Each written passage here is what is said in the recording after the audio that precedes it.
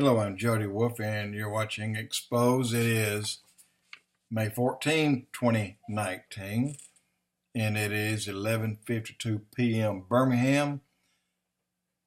Will we all be here at the end of May 15? Hey, it's possible. We don't know. I want to tell you two or three things that you want to have your mind set so that you'll kind of know what I'm talking about. And then we're going to jump over to some better news.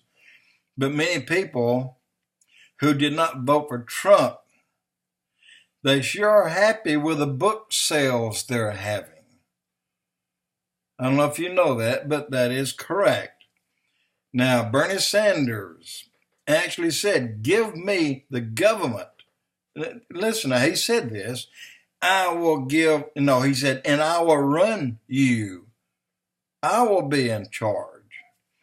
Woman steps up in one of his meetings, one of his gymnasium, had 32 people inside, she stood up and asked questions. She said, "Look, my parents left Russia in 1979 to flee just what you're trying to do to the United States. In the way Venezuela is today, if you look at them, you see how they're crashing and burning." He blew her off. Period. He blew her off. He said, you can go with all the assumptions you want.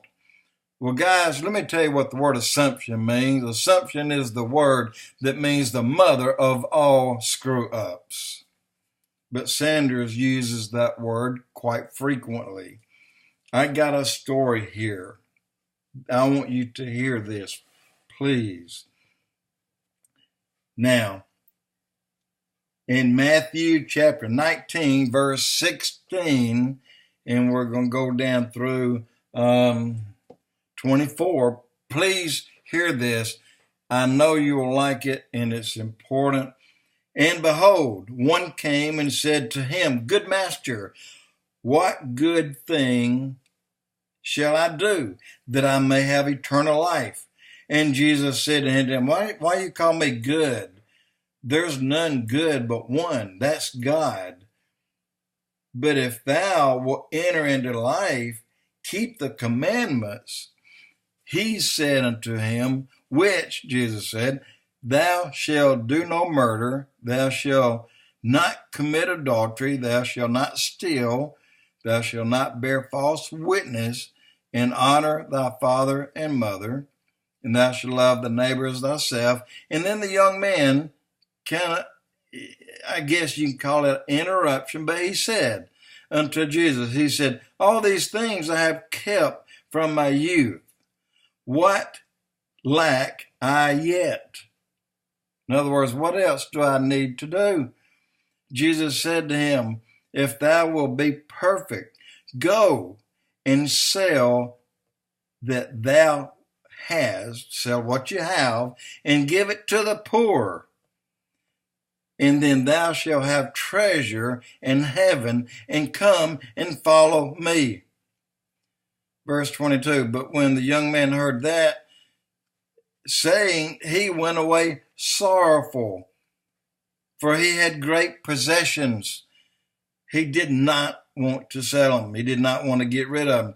Then Jesus said unto his disciples, "Verily I say to you, that a rich man is hard for him to enter the kingdom of heaven. And I say again unto you, it is easier for a camel to go through the eye of a needle than a rich man to enter the kingdom of heaven." Guys, now let me tell you what is on my mind right now and has been for a long time, since going back and hearing that God brought Trump up for this day for our nation, and perhaps back in his planning stages, which would have been millions of years ago. You were in the planning stages of God's mind back then, as I. So keep that in mind. We weren't thought up just a minute, and we were there. and God wanted us with him. So here's a man that threw everything away because he was rich and he didn't want to get rid of his possessions, and he's lost. Now, let's take that. Let's look at Donald Trump. Donald Trump, at one point in time, had a conversation with God, whether it come through dreams or visions or through other people, a group of pastors that he keeps around him. Something came up that God would have asked Donald Trump, I'll make you a deal. You run the United States. There are things I want you to do, and there are things that you want to do, and we'll do both. When you go and make deals with other countries, you make it a square deal. If they do the same thing as you do, you're both on solid ground. You both will make profits the same.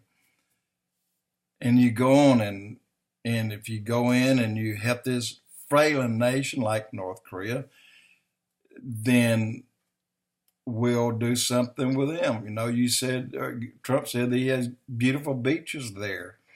But what Trump is doing is very good for the United States. What Trump is doing for you and I is very good. We're in a very powerful, strong nation, stronger than any time that we've had since we have been here.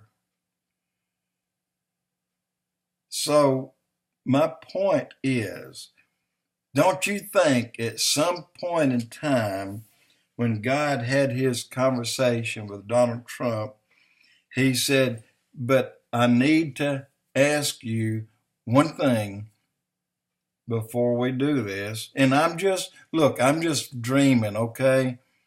But it had to have happened some way.